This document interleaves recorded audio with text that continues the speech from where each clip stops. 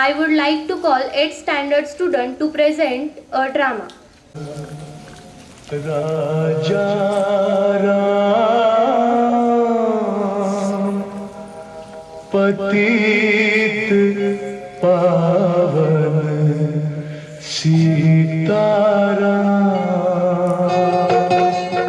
ईश्वर अल्लाह तेरे नाम सबको सन्मति दे भगवान।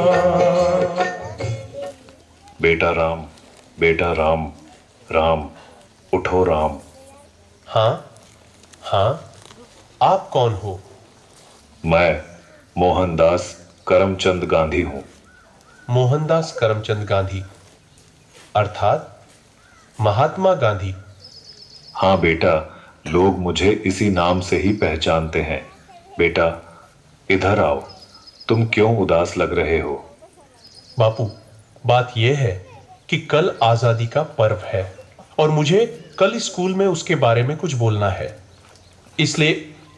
उसमें क्या बड़ी बात है, आजादी के बारे में कुछ बोल देना। लेकिन बापू, क्या सच में हम आजाद हुए हैं? तू ऐसा क्यों बोल रहा है?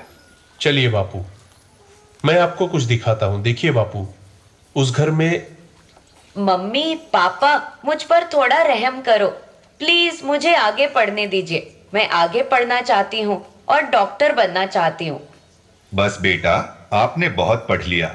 हमारे समाज में लड़कियां इतना पढ़े यही बहुत बड़ी बात है।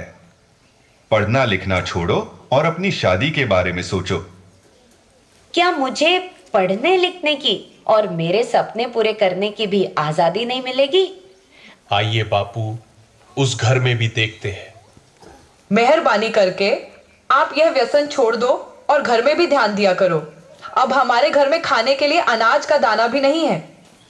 वह सब कुछ मुझे नहीं पता, बस मुझे पैसे दो। मेरा शरीर कांप रहा है और दिमाग काम नहीं कर रहा है। अब जल्दी पैसे दो, मुझे देर हो रही है।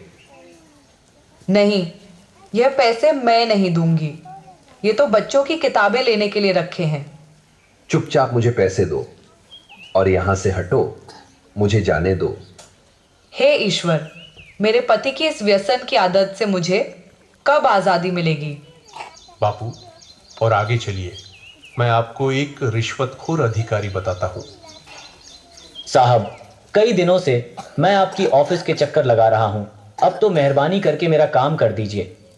अरे भाई, कितनी बार बोलूं तुझे, तेरा काम बहुत कठिन है और बड़े साहब मना कर रहे हैं। तुझे जो समझाया है ऐसे करो ना भाई।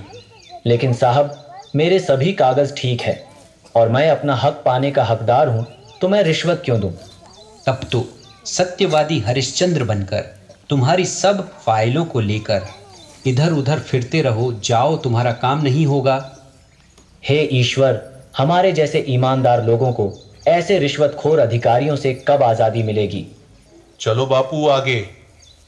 अरे भैया, ठीक से तोल माप किया करो।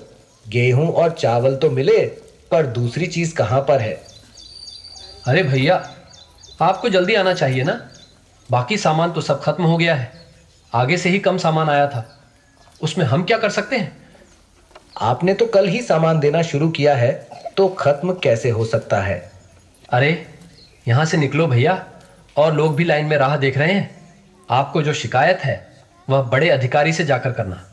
हे भगवान, हम गरीबों को ऐसे अनाज की तस्करी करने वाले लोगों से कब आजादी मिलेगी? देखा ना बापू आपने, क्या आपको लग रहा है कि सच में हमारा देश आजाद हुआ है?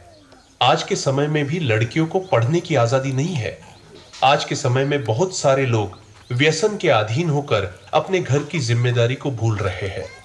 यहाँ पर सरकारी अधिकारी भी रिश्वत लेकर अपना काम करते हैं। अनाज बेचने वाला भी अनाज की तस्करी करके गरीबों का अधिकार छीन रहे हैं। क्या हम सच में आजाद हुए हैं? हम